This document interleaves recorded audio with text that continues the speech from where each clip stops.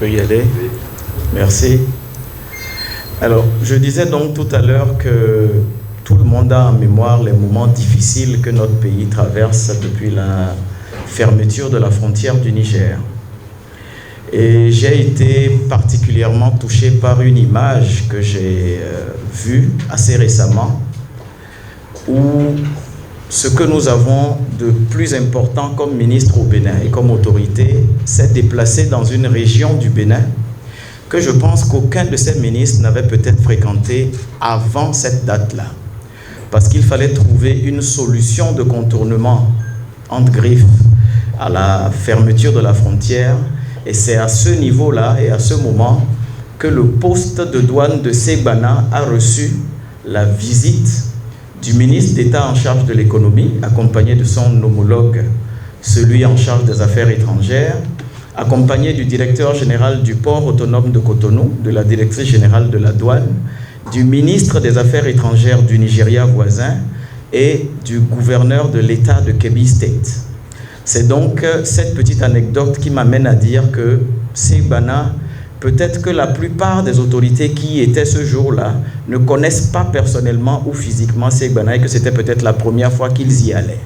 C'est le signe qu'aucune portion du territoire ne doit être négligée dans le cadre du développement de notre pays. Parce que peut-être qu'ils ne savaient pas qu'un jour ils se retrouveraient dans ce petit bureau agglutiné avec autant de personnalités du Bénin et du Nigeria dans le cadre de la recherche d'une solution à la fermeture de la frontière du Nigeria. C'est donc dire, après cette petite anecdote émotive, que la question de la viabilisation des régions est non seulement un rôle régalien de l'État, mais un devoir préalable à toute question liée au développement. Parce que c'est justement l'État qui a la lourde responsabilité de mettre les conditions de développement qu'il faut avant que les partenaires privés, avant que les acteurs de la société en général puissent jouer leur partition. La viabilisation des territoires, comme je dis, est pour moi indissociable d'une bonne décentralisation. Parce que si la pression du développement, si la pression et les attentes reposent uniquement et principalement sur l'État central, il y a des grands risques qu'il y ait ou du favoritisme ou des déséquilibres dans le cadre de la décision de développement si c'est l'État central qui doit à chaque fois, dans la plus petite portion d'un pays, prendre les décisions qu'il faut et que peut-être que cet État central à ce haut niveau n'est pas forcément le plus informé ou le mieux informé des attentes contextuelles et locales en matière de développement.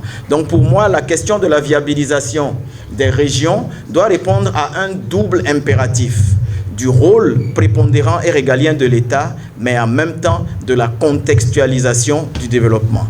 La région de Segbana, la région de Kandi, la région d'Aplahoué n'ont pas les mêmes attentes en matière de développement. Cotonou, je crois que nous confondons beaucoup le développement au modernisme. Nous avons l'habitude de considérer que le développement, c'est devoir ériger des infrastructures, des bâtiments. Mais le développement ne doit pas être bassement ramené à une question de modernisme. Le développement, pour moi, si je me rappelle bien les cours d'économie que j'ai eus pendant que j'étais de la seconde en terminale et un peu après, le développement est une conjonction de plusieurs facteurs et de plusieurs critères. Le développement, pour moi, doit reposer principalement sur 3 secteurs, d'après moi, et je vais m'expliquer. Pour moi, le développement, c'est de permettre à des personnes de ne pas avoir des soucis à aller se soigner, tant que ce soit par l'accès aux soins que par la qualité de ces soins.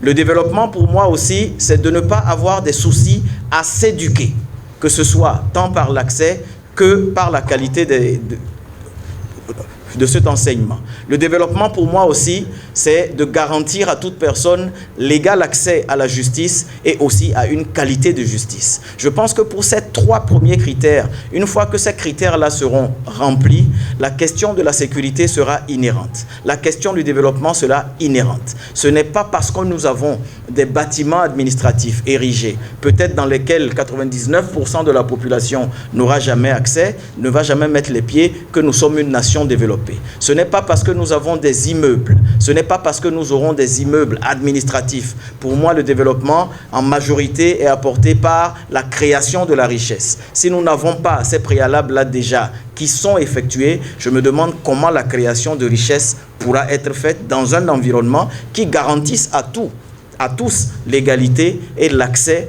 aux principes de base de ce que nous pouvons considérer comme le développement.